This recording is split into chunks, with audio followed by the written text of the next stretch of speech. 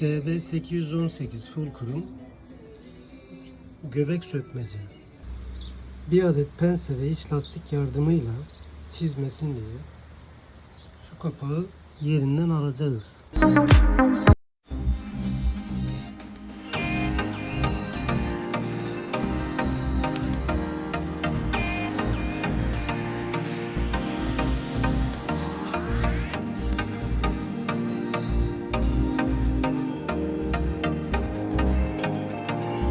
Üç terimli.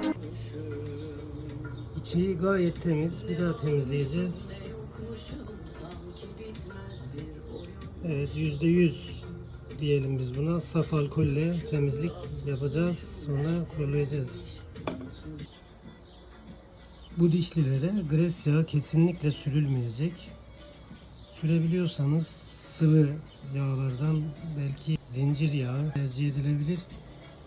Gres yağı sürdüğümüzde buradaki dişler buraya yapışıp böyle kalabilir ve de teker dönmeyebilir.